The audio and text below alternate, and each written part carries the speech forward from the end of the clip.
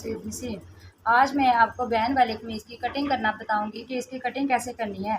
सबसे पहले हमने लंबाई लेनी है कमीज़ की लंबाई, ये हमारी मेजरमेंट है। इस मेजरमेंट पर हमने कमीज़ की कटिंग करनी है। सबसे पहले ये देखिए, कमीज़ की लंबाई 42 इंच है, चेस्ट इसकी 22 है, कमर इसकी 20 है, हिप 23, तीरा 16, चाक 14, बाजू 21.5 है, कंधा 9.5 है।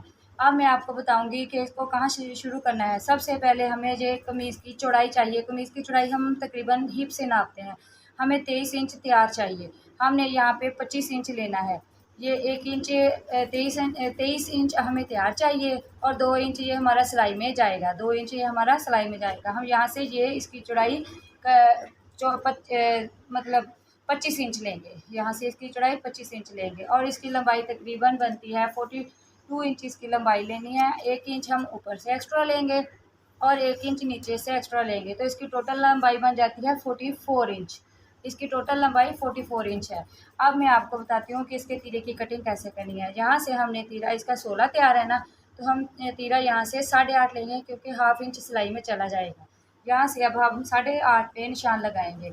यहाँ पे 8.5 पे निशान लगाएंगे। ये देखिए 8.5 पे हमने निशान लगा लिया। अब उसके बाद चेस्ट की देखनी है, चेस्ट की कितनी है। चेस्ट हमने लेनी है 22 इंच। 22 इतनी होती है, ये देखें 22 इंच लेनी है हमने। 22 इंच यहाँ से लेनी है। अब इसको ऐसे फोल्ड कर लेंगे तो ये तकरीबन हमारे पास 11 इंच आ जाएगा। 11 इंच पे हमने यहाँ पे मार्क करना है। यहाँ पे मार्क करना है 11 इंच पे।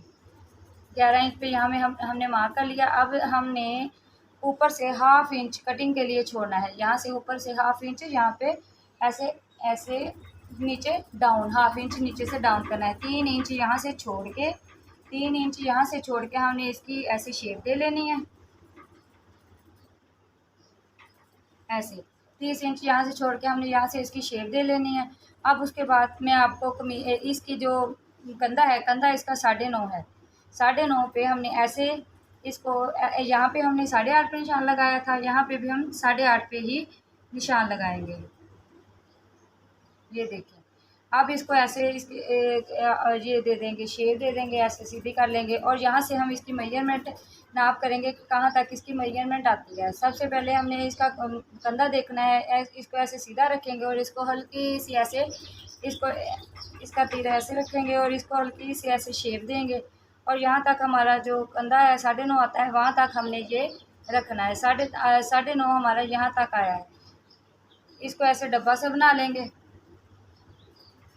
इसको डब्बा बनाने के बाद अब हमने यहाँ से इसकी शेप देनी है। शेप हमने कितनी देनी है, 1 इंच यहाँ से हमने शेप देनी है। 1 इंच यहाँ से हमने 1 इंच 1.25 इंच आप जितनी चाहें दे सकते, ज़्यादा बेस्ट 1 इंच और 1.25 इंच ही रहता है। अब हमने इसकी ऐसे शेप दे लेनी है। ऐसे ये इसकी शेप हो गई। ये हमारी अब जहाँ से अब अगर हम मेजरमेंट करेंगे तो ये देखिए हमारे पास जो कंधा है वो 9.5 आ जाएगा। यहाँ से हमारा कंधा 9.5 आ जाएगा। उसके बाद हमने इसकी चेस्ट 22 थी।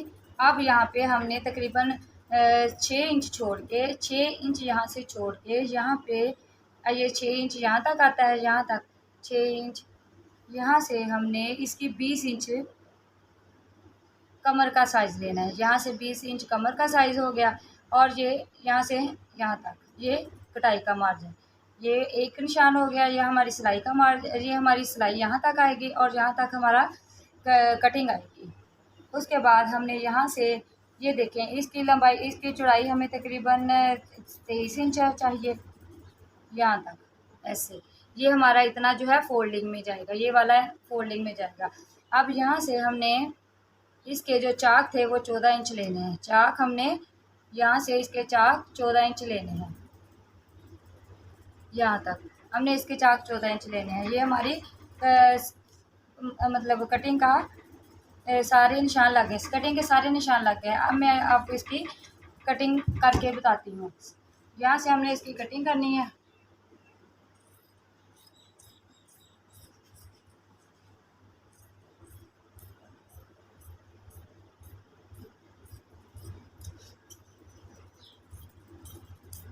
इसको हल्की सी शेप दे लेनी है।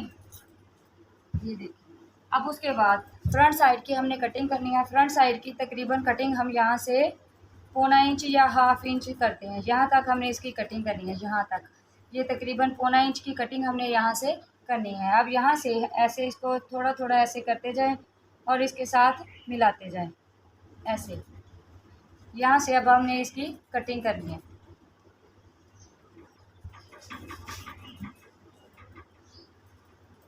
ये देखिए, यहाँ से अब इसकी कटिंग करनी है।